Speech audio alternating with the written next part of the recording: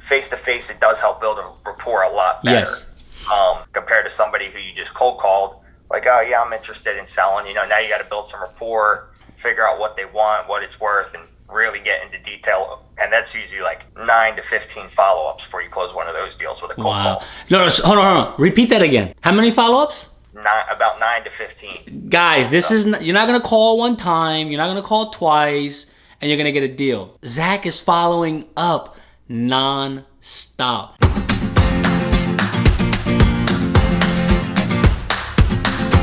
Tell me about yourself. Yeah, so Zack Campbell, from I live in Charleston, South Carolina now. I'm from Cape May, New Jersey originally. Bro, I'm in New Jersey. Yeah, I saw that. Yeah, I'm still in New Jersey. I'm in Camden County. Okay, yeah. So I was in Cape May, 80 miles south, something like that. Yeah. So I grew up there. I'm 23 years old now. My parents kind of got started in the real estate space when I was leaving for college. My dad retired as a police officer and started to gain a little interest in it then. I came down here to Charleston, went to the Citadel Military College. Okay. Ended up going in the Army. I was studying civil engineering. I did 2 years, and then I left for an Army deployment. And at the end of my Army deployment, I was just kind of like, I got extended because of COVID, and then I was like, I wasn't going to make it back in time for school. And I was like, maybe I don't want to be a civil engineer. So I knew some people in real estate space, reached out to them and asked if they were doing mentorships and coaching. And then I just said, screw it with school, dropped out and went full in with real estate. And started out with bandit signs and doing stuff like that to start wholesaling. Okay. And then now I've just kind of really scaled that up since the time I've been home over the past year and a half, almost 2 years. Okay. So, and now we're running TV commercials. Man, crushing it, bro. So yeah, it's been a big game changer, just kind of dedicating the time and going all in and learning from mentors. Yep. So 23 years old, correct? Correct. That's a lot of stuff that you got done, bro. So mad props to you, number one, right? I'm 37, bro. Okay. Took me some time to get to being able to do deals and so on and so forth. So you were in school, COVID thing happened, you had to stay deployed, if I'm not mistaken, right? And then when you came back, you said, nah, school's not for me, I guess. And then went into real estate. Let's talk a little bit about that transition, right? And why I bring that up is people struggle with those transitions. Right. When they go from knowing comfortable one thing to making a life-changing decision, right? It may not have been this big hoorah type of thing for you, but a lot of people struggle with that decision making, right? Like, hey man, I'm so comfortable making 6 figures, whatever, right? And then but I really have this knack, I really have this itch that I can go do something different. So talk to me a little about how you were able to come to that, right? Like, what were some struggles that you dealt with coming to that point? Yeah, I didn't really necessarily have struggles because, I was a broke college kid, and then I went on that deployment. I came home. I didn't really spend any of that money because I couldn't. Yeah. And I just had a bunch of money saved up, and I knew this guy, Terry Thayer, great guy. He's my mentor now. Okay. And I just reached out to him and was like, hey man, are you doing coaching? I want to figure this out. I see you're crushing it. I want to know the code. What is it? Right. Because there's cheat codes in life. You just got to find them. And that was the cheat code, was getting just got to pay for it, man. That's what it is sometimes. You know what I mean? Yeah. And I've realized now is even if without a mentor, you're going to pay for it either way, whether in experience and over time, or you're going to pay it up front and learn it. 100%, man. But yeah, I had all that. I just came home. I had all that money, and I was like, worst case scenario is I lose this money. I'm betting on myself, and I just go back to college and start all over again. So I was back in the same boat. So here's something very important that you touched on. So you had money saved, okay? So, but instead of going into real estate and just starting to say, hey, I'm going to just start doing deals, you wound down the pathway. Let me get somebody who can teach me, show me the right steps, leveraged your intelligence, right? And that knowledge, and then grew the business, right? This is a great principle and a concept that people overlook. I'm guilty of it myself, man. Spend the money on your self-development, and in time, everything else will start paying off, man. It seems like that's what you did. Yeah, exactly. And right now I'm involved in 5 or 6 different mentorships because the biggest investment is in yourself. You never know who you're going to run into. You're just one connection away from changing your life. You might meet one person and that could be a game changer. Yeah, and man. That's been for sure in every mentorship I've joined. I've just met one different person that's just helped in so many ways. So talk to me about your first deal, man. Was it commercial? Was it residential? Talk to me about your first deal. Walk me through that, man. I know the audience that's going to listen to this, they want to know what that first deal looked like. What all went into it? Yeah, so like I said, I'm mainly just wholesaling. We're getting into buying multifamily and all now and really starting that process. I just really enjoy wholesaling. It's quick and easy. There's not really any risk to it, and it's more scalable and attainable compared to flipping, and way less work involved. So the first deal, we did bandit signs and direct mail campaign. I pulled a list and was sending. What are bandit signs? It's just a sign that has "We buy houses cash" and a phone number, and you put it up on.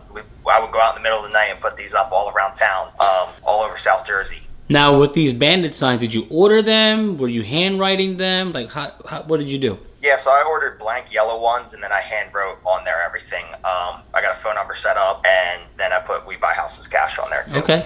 And how many were you going out every night, on the weekends, and how many signs were you putting up? Yeah, I think we put about 500. I would go out Thursday and Friday night because the township, they come around usually Monday and throughout the week and take them down. So I would put them out Thursday and Friday night to have them up over the whole weekend. And then how was the response during that weekend time frame? So you put them out Thursday, Friday. Were you getting calls, incoming calls throughout the weekend? Not a whole lot.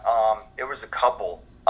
And I think out of the one turned into a deal out of like 3 calls. So that's phenomenal, man. And that one that turned into a deal, we ended up making $12,500 on it after I signed it. So here, guys, listen to what Zach is saying, right? He put the work in to get the deal.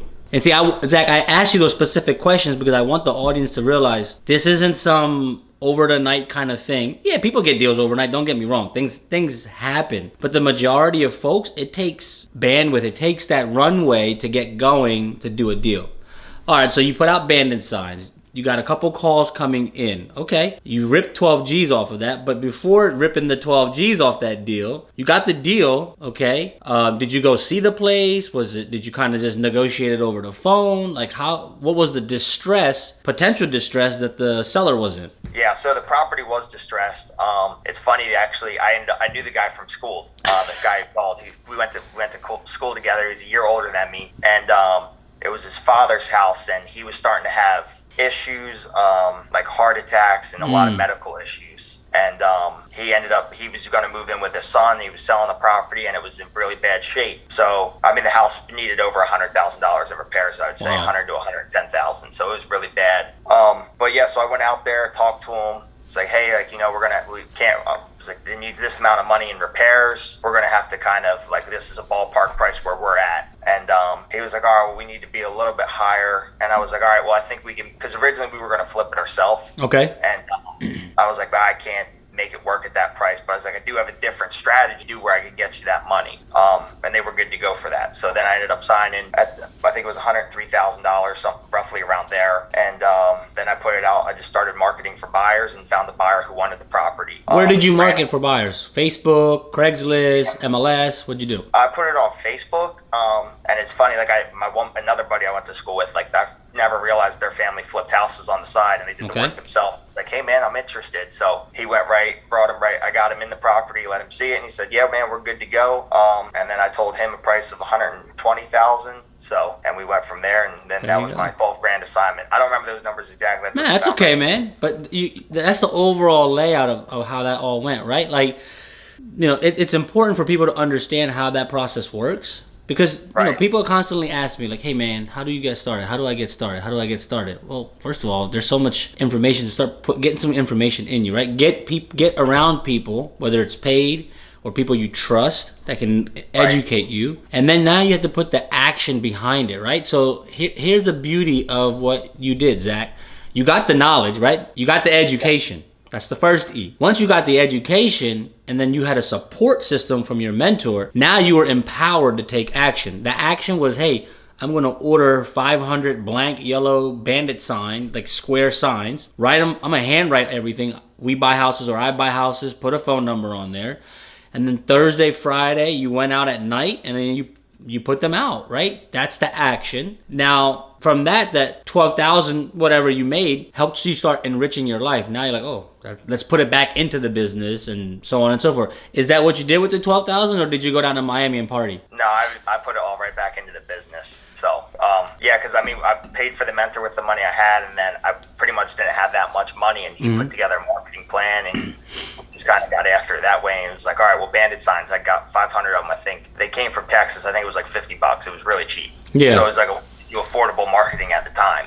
Put it right back into the business. I started doing direct mail right after that deal, and then I landed 2 more deals from direct mail. So did you continue with bandit signs, or did you segue over into direct mail? I continued to put some bandit signs out. I didn't really get too much traction from them. Got some more calls, but nothing else really turned into a deal from them. A lot more of those calls ended up being people looking for a place to rent. So I was like, I don't have that for you right now. I'm just trying to buy boxes. So I want to touch. I asked you that question because it's important for the audience to know as well that when you start a process, right? Some of these marketing channels are just labor intensive. Just, like going out every Thursday night and Friday, putting those out in the beginning, great. You're trying to get your first few deals and get some bandwidth. But as time goes and you're doing deals, you can up your game in your marketing. And it seems like that's what you decided to do with mailers. Yeah, so I mean, I finished putting out the bandit signs that I had. I realized there wasn't too much traction from it. And I was like, I got some money now. Like, let's figure out something that's a little bit more target specific and has a better rate for success. With bandit sign, obviously, you're just hoping somebody sees your sign and calls you. So instead, I went with direct mail and pull. At the time, I was using PropStream to pull a list, and I was just hand pulling names from out-of-state absentee owners. Yeah. And I would send about 100 letters. I was trying to do about 100 per day. So I pulled a list, wrote down their address, sent them a letter like saying, hey, we buy houses. And after, I'd say about 4 weeks, I had about 2 people call and say they wanted to sell. Or I'm sorry, it was one lady who called. Or no, it was 2. The one was probate, and it was out-of-state absentee. She lived in Philadelphia, older, didn't want to come all the way down to Cape Jersey for it. And her sister lived in Virginia. So it was just a good opportunity for them to sell the property for cash and move on. So I had that one. And then the other one was a lady. She still lived in the state, but these properties were vacant and going downhill, and the one had renters in it.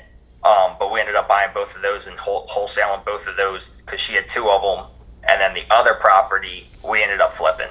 Wow. Okay. So from the time you started mentorship, getting that knowledge, to getting that first deal locked under contract, what was that time frame like? 2 weeks, 1 month, 3 months? What did that look like? It was just under a month. I think it was like 27 days from when I joined the mentorship and got a deal in contract. So I want to contrast that with me, okay? Because I want to show what your right step at the time was compared to my mental blocks, right? Took Zach 30 days to get that deal under contract.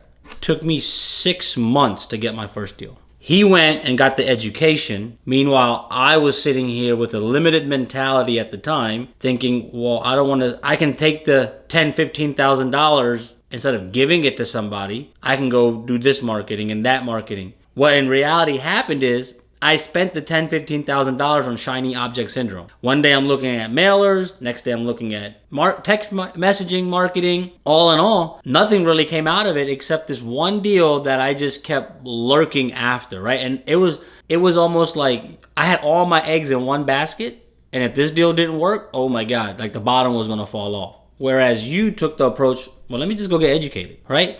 And then now I have somebody to really guide me along. I mean, it was phenomenal, the decision at that young of an age, the decision that you made, right? That was great, man. Yeah, no, it's definitely been the best thing. Like I said, the best thing you can ever invest is in yourself. Go get a mentor. Because I'm thankful because I didn't know what marketing to do, and he put me right in the right path right away. Right. So now, are you still pulling the tax delinquent list and mailing those, or has things changed in your business? So things have changed right now. We still pull a list of data, but we're not doing direct mail right now.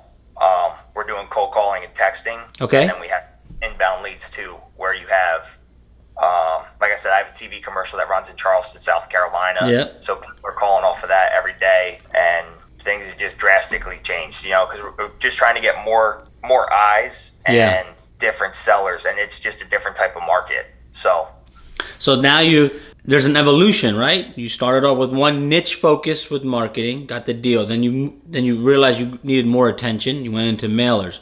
Now you have TV ads, cold calling, and text messaging. Tell the audience why it's so important that multiple avenues of marketing is necessary as you go along and develop the business. Yeah, so for that example, like I said, that first list I pulled was out-of-state absentee owners. So obviously with a TV commercial running in Charleston, people who are an out-of-state absentee owner aren't going to see the commercial. Mm-hmm. So when I'm trying to get properties like that, you need a different approach to reach those sellers. So you need to figure out where they live or their phone number and call them and talk to them and get in touch with them. Compared to the TV commercial, that's going to be people who are either going through a divorce or some stressful type situation where they need to get this resolved and don't know how to. For example, I have a couple deals right now. They're probate issues that I got from TV commercial, and they are, wow. It's like a 6 month to a year process of probate stuff we're going through. And there's nobody, they can't just go sell that property on the MLS. So it's a different type of person that needs your help. Yeah, I've been working on this deal, a probate deal, since April of last year. Okay, mm-hmm. Got the deal. It was 10 heirs. Mom passed away many years ago, like 8 years ago. There was no will, nothing. Got a hold of one of the children. At that point, I realized after communication, there was no probate done, so there's no executor in charge. So all in all, we thought we were going to end up losing that deal around this time. We were just actually having a call about a week ago. And I was like, okay, well, we're going to have to eat the $25,000, whatever, because I take care of the attorney fees for the sellers and all the charges, because obviously they're not in a situation where they can do it. Mm-hmm. So I'm like, all right, we'll eat it, whatever, it's part of business. And then my title rep comes back and says, hey, I think we solved it. Bro, that thing is going to be like a 6-figure rip, man.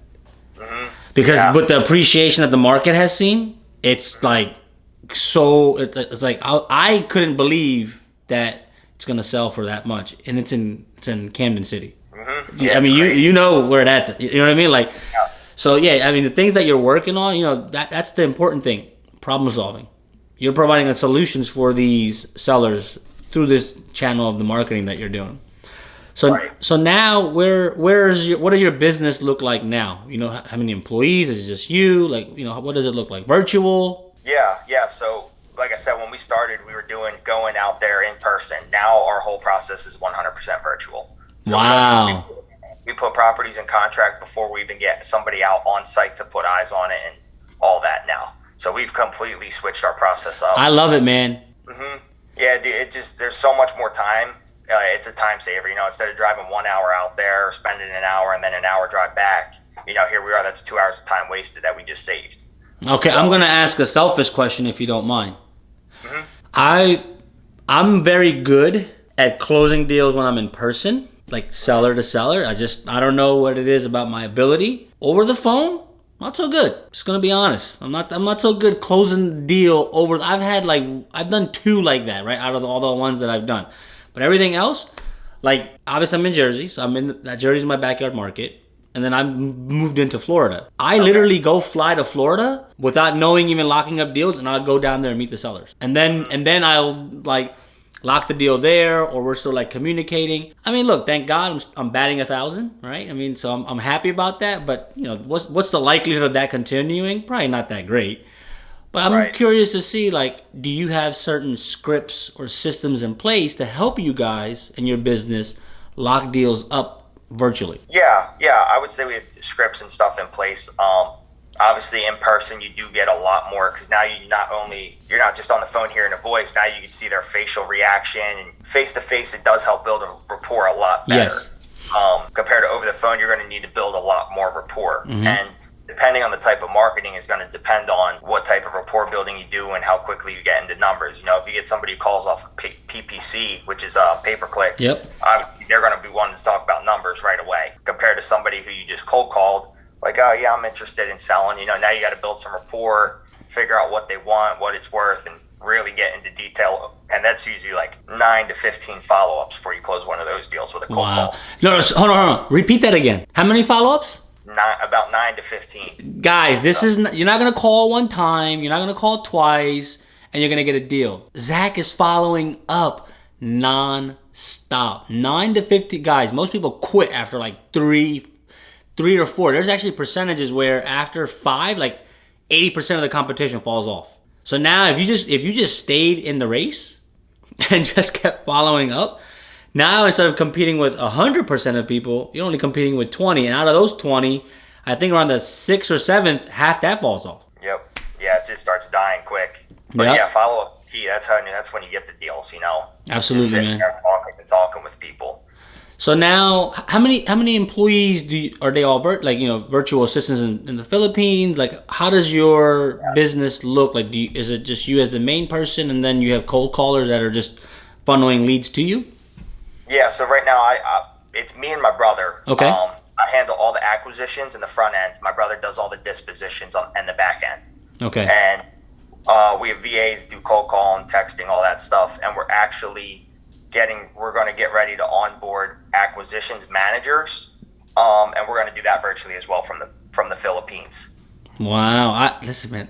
People do not understand the power of virtual assistants. And then look, I know we in our business call them virtual assistants or this and that, but I mean, at the end of the day, they're our employees, right? They work for us, and they're also human beings. People like trash and toss virtual assistants like it's nothing. Like, no, they need to be trained just as I would or anybody else would, right? Like, if you really put the energy and effort into them, man, they can be phenomenal. I've got one that I've had for over 2 years. Another one is coming up on a year, right? So, I mean, retention is important because you're spending all this time setting them up for success and systems, right? You want to keep empowering them, right? Do you have systems in place that helps you train your virtual assistants, like SOPs or anything like that? Mm-hmm. Yeah, definitely. We have all that. Daily Zoom calls with them, and you make them turn their camera on, you make them be engaged. You require these things from them because it obviously shows their interest. And then there's systems where you can track. We use Hubstaff. You can track to see if they're actually working or if they're just not working. You monitor their screen. And you give them feedback every day on the Zoom calls because I can go back and listen to their calls. Yeah. I can there's like a whisper feature and all where I could hop on the call and be like, hey, like say this, don't say that, or do this. And you can give them advice and tips while they're on the phone.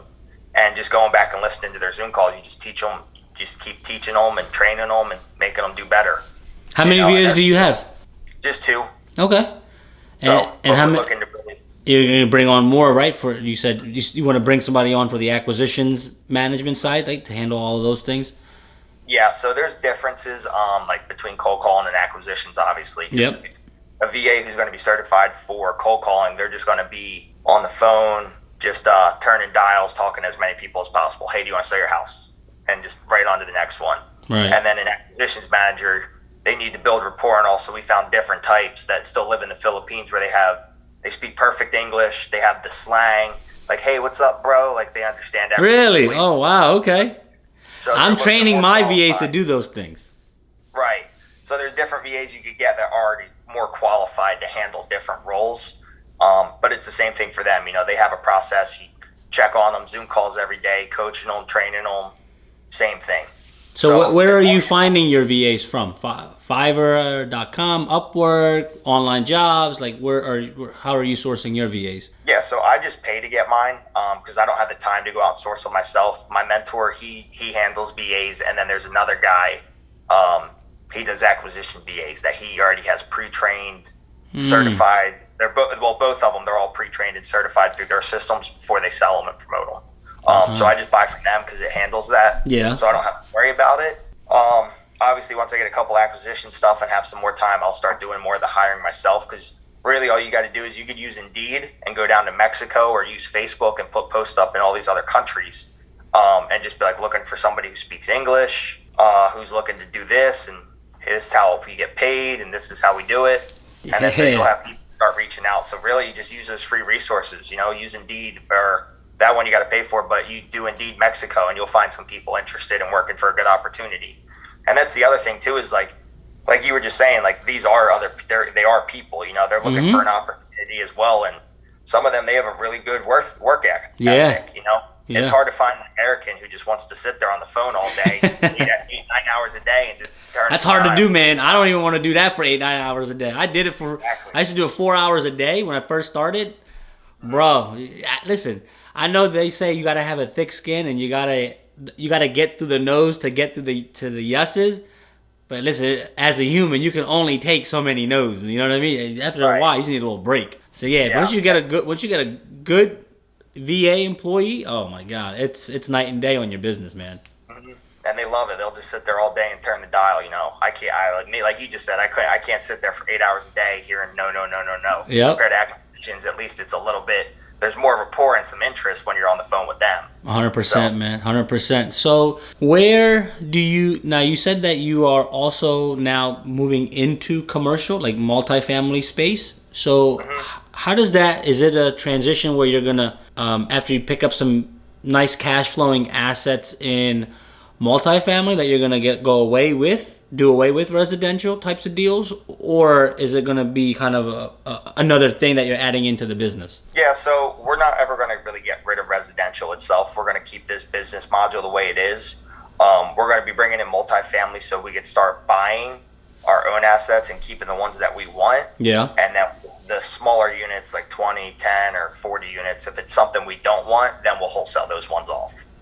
Wow. So what is your target units that you're looking for per deal, apartment buildings? Yeah, really it depends on the area. If it's close to Charleston, I'll look at anything that's probably 8 units and up, because if it's something I could go manage or close by, maintainable, I'll do that. If it's farther away, I'd say roughly 100 units. That way it's manageable and it's justified to have somebody full-time on site. Gotcha, man. Yeah. So now, are you going to branch out into other markets if for the the commercial or the multifamily space, maybe Florida, Texas, I don't know, other markets you've looked at maybe? Yeah. So for multifamily, we'll keep to the southeast, and we'll go Texas, Florida, South Carolina, Georgia, and probably as far north as just North Carolina. We'll go up there, and maybe Tennessee as well. So I did some data. This is how I kind of selected my markets to move into. If you look at the Sun Belt states, that's where you're going to see, have you heard of this company called MAA? No, I haven't. I think, if I'm not mistaken, they are, well, at least they were at the time, the biggest asset holders in the country. After that, I did a top 3, and I'll share it with you. And I did a Excel sheet, like what because they have a portfolio, so they showcase it to their investors that are going to come look at their website. So you see all the markets that they're in, and it's kind of like you don't have to reinvent the wheel, just follow where are the major players kind of buying assets. That's where you see the trend is going to move to. So you'll see in the Sun Belt states, that's where majority of these people are buying. A lot of the states you mentioned are in those Sun Belt states. Right. I just love Florida, man. So I'm trying to get my wife to move down, but maybe she's listening, maybe she's not. But no, definitely. So so you're gonna start looking at holding and acquiring. So completely, your full business model right now is just wholesaling. We do some flips too as well in South Jersey, but not too many. Man, you get deals down here, bro. You better be calling me, man.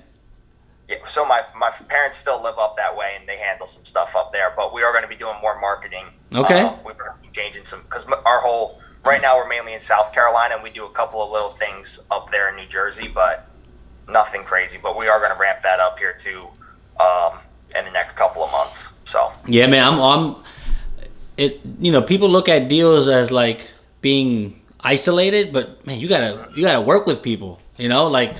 I started up pay-per-click. I have text messaging marketing, but I love working with wholesalers because they've done the work. And here's the thing. Here's what I tell wholesalers, right? If you bring me a deal, I'm going to give you my number. This is my number. You can make $5. You can make $50,000. If I gave you my number, I don't care what you do from that number and backwards. You can make whatever you want, or you don't have to make anything. Right.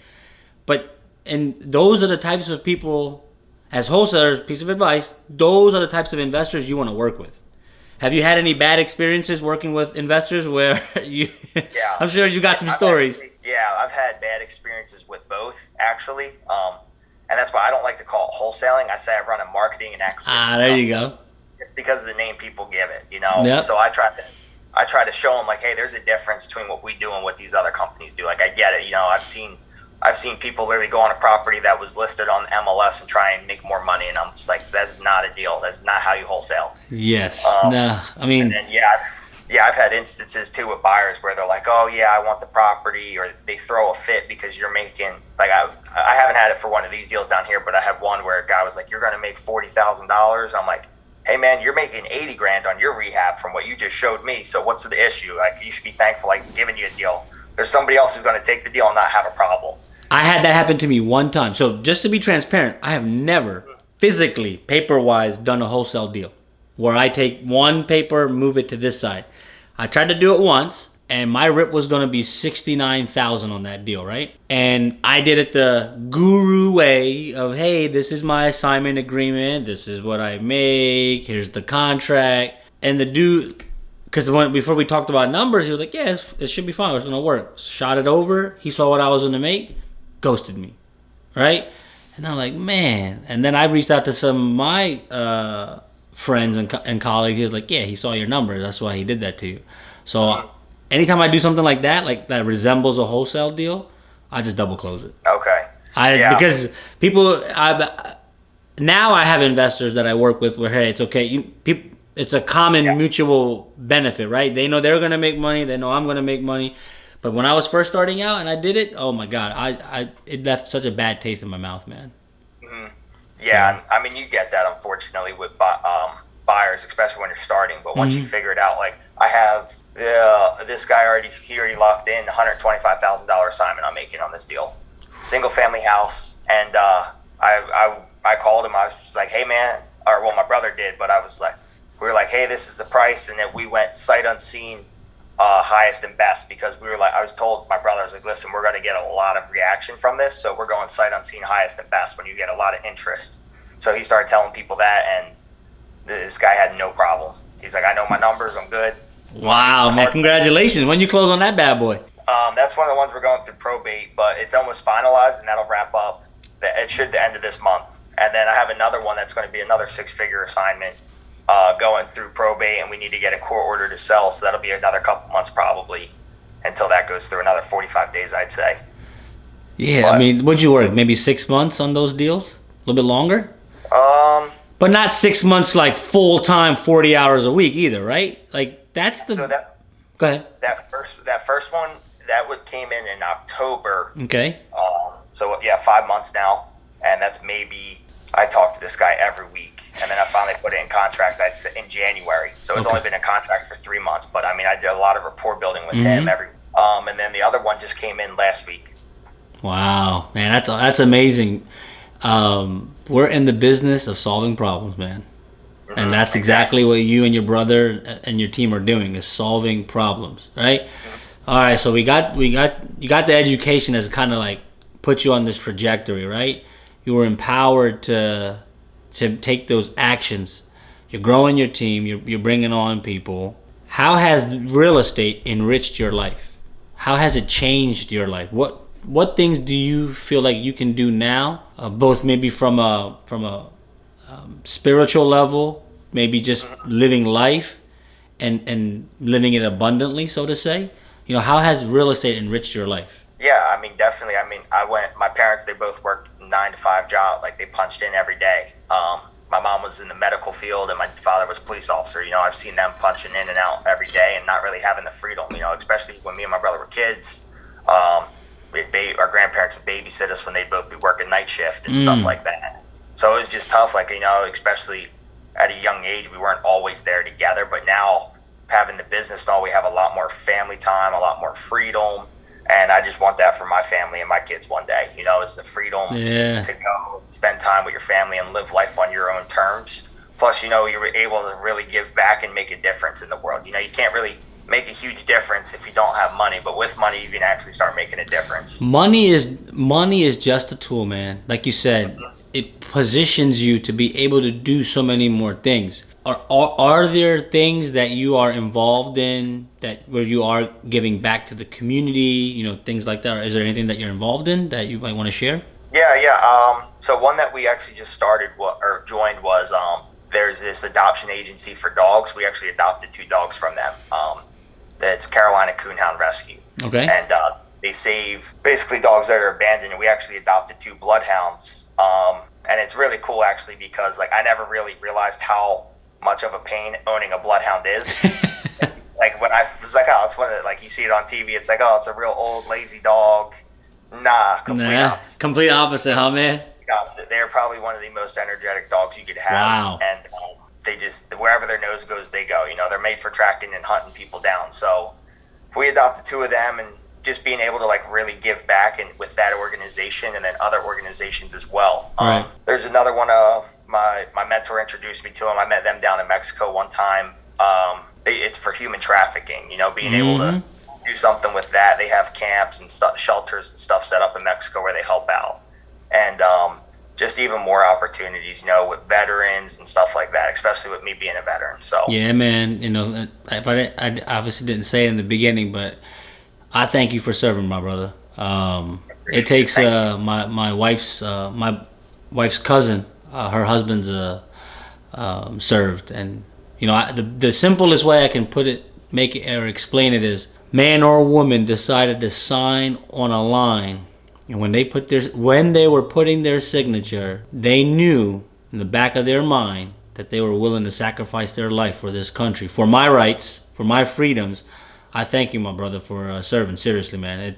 People don't really simplify it and really understand how important it is, especially if you see all this stuff going on now, right? So, man, thank you again so much for serving, bro. Seriously. Yeah, man. It's my pleasure. Absolutely. So, I wanted to have you share the enrichment part of your life, because when you get the education, when you get empowered to make decisions, you truly can make an impact in other people's lives, right? Animals. Human trafficking is huge, man. People don't realize it. I know it's kind of kept under the rug, but that thing is huge. Especially, I'm Indian, right? I was born and raised here, but I know how big it is in Bombay, in India, right? So I'm always thinking man, is there something that can be done to help, so on and so forth, right? I'm definitely going to reach out to you about what you're doing to help and assist, because that's something important to me. But yeah, man, I love that you were able to share that. Share your journey, how you've kind of come to. Where do you see yourself in the next year, 2 years? I don't like to project 5-10 years, I'm some Nostradamus. Where do you see yourself kind of wanting to be in the next year, 2 years? Yeah, in the next, so I'd say my 3-year goal is I'd like to be making $1 million a month in wholesaling.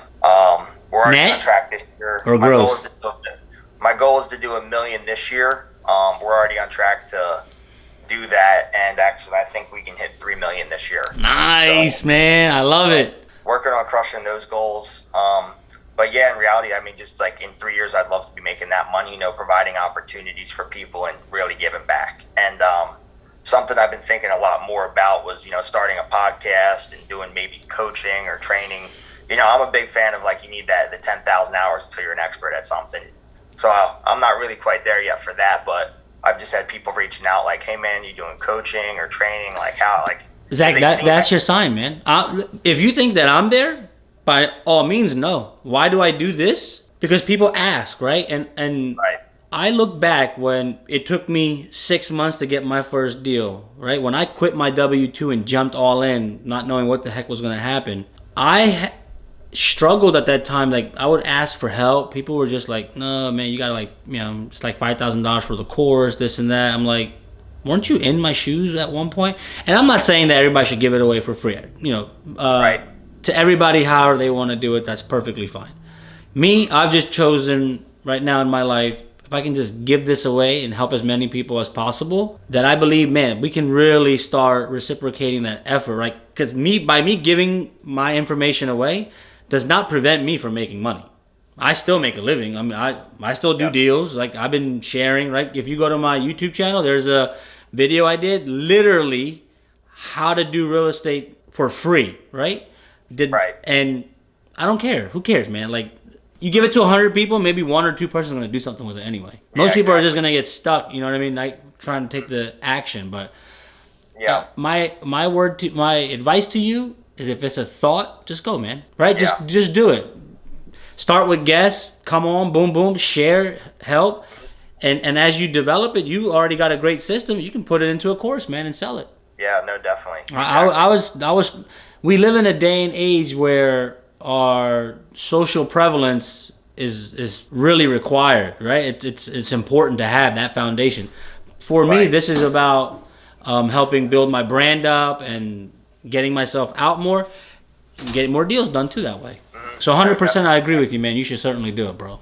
If you would have me, I'll come on. I don't mind. I'll shoot the shit with you, bro. I don't care. Yeah, definitely. So what's okay? So you want to get to $1 million a month, right? Here's something important about that. You may not need $1 million a month to live off of. You could be in a position to give a lot away and do a lot of good things, man. Exactly. Yeah. So are there any masterminds or events that you're going to coming up anytime soon? Yeah, there are actually. I just got back from 2. I was just in Vegas at Legacy Summit.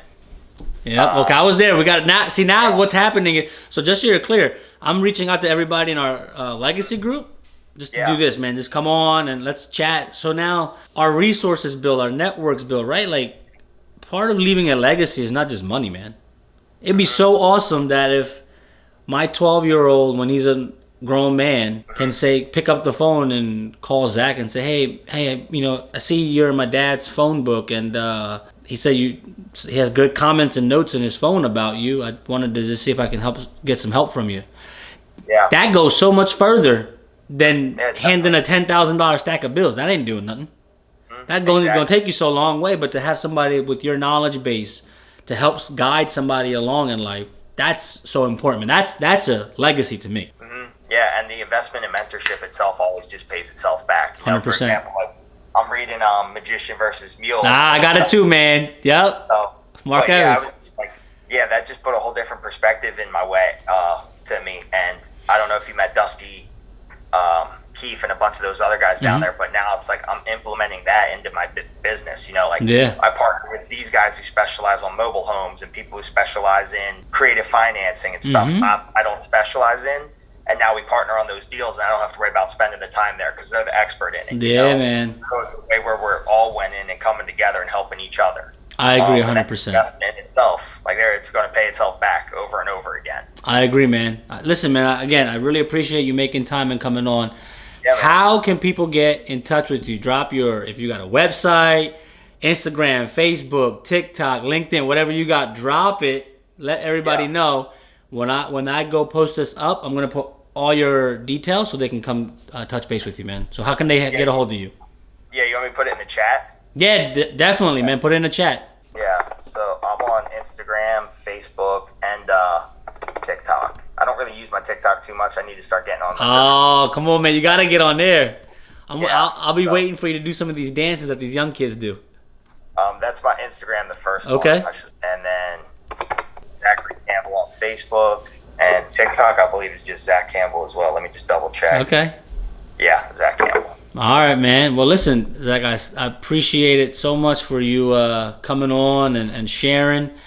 Are you going to be in the what's the next Denver one for commercial? Yeah. So I'm going to be there. I'm coming. Denver. I got a couple more before that I think I'm going to as well. It's March now. I was just left Florida last weekend. I'll be back down to Florida next month. Okay. And then I think May, Tennessee is May. But yeah, I got some stuff coming up I'll be a part of. So if there's shoot me if they're like just masterminds that you're kind of going into, the events, just shoot them over. I'll take a look at them myself and see if it's something that'll help me grow as well in my business. Always trying to level up, right? Trying to grow and be better. But Zach, thank you so much for coming on, making time, and I look forward to hearing from you soon. And I definitely will see you in Denver. Yes, man, definitely. Sounds good. Take care, bro. I'll see you. Yep, take care. Later.